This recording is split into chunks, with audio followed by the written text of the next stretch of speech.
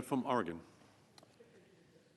A little over 10 years ago, B.J. Westland made his way from Bend, Oregon, here to our nation's capital to serve his fellow Oregonians as a correspondence assistant in my office. Over the last decade, B.J. moved up the ranks to legislative correspondent and legislative aide, and then had the opportunity to move back to Oregon, move back to Bend as my field representative. He has done an incredible job in that capacity, but he is now, after a number of years in that key role, ready to start a new chapter in his career.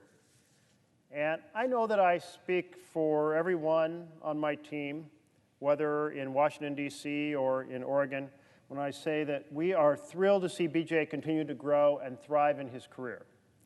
But we are also very saddened to see him go. Ask anyone on the team, past or present, about B.J., and there's a couple of things that might jump to mind. His signature sense of style, for one. He loves to wear a good vest. Whether here in D.C. or in Oregon, it's hard for anyone to picture B.J. without a good vest. And wherever B.J. is, you can bet there's a tasty cold mix of iced tea and lemonade not far away. And B.J. has taken on the role of overseeing the T. Merkley candy desk while he was here in Washington, D.C., and making sure it was always stashed with really good candy. Before we changed offices in Hart, the legislative team was split between two floors, and B.J. was upstairs working on environmental and energy issues, and we referred to that area as Eastern Oregon. But without fail, you could find a steady stream of folks going up the staircase to stop by B.J.'s desk and grab a piece of candy and chat. It was our version of the office water cooler, and a way for B.J. to help build a sense of community between all the team members. Because that's the fourth thing that comes to mind when people think about B.J., is his sense of community, his welcoming presence, his ability to connect. It's what made him such an effective legislative staffer, working with groups on their priorities, advocating for critical appropriations funding. And for the last 4 years, it's what made him such an incredible representative for our office throughout Central Oregon. When asked to share her thoughts about B.J., one of our former team members who worked very closely with him over many years had this to say: B.J. is the calm in the storm. He is steady, intelligent, caring, supportive teammate who cares beyond measure for his constituents. He has worked tirelessly to solve problems and bring Oregon tax dollars home to Central Oregon. She continued, moving to his home office during COVID while continuing to be responsive to both teammates and constituents with a smooth transition, because B.J. handles challenges with aplomb.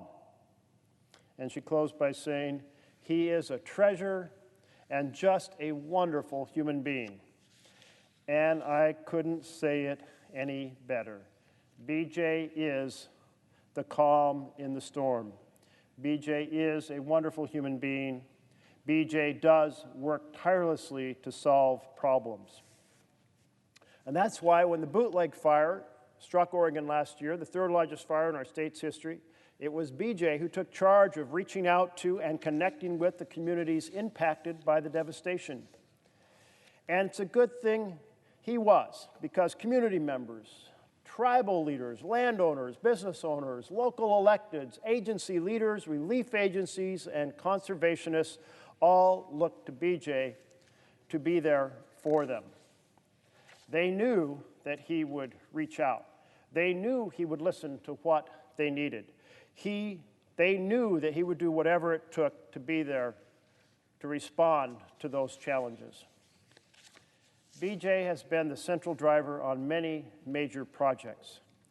One was getting funding for irrigation piping projects to help Oregon farmers get more water while simultaneously putting more water back in our rivers to positive environmental effect.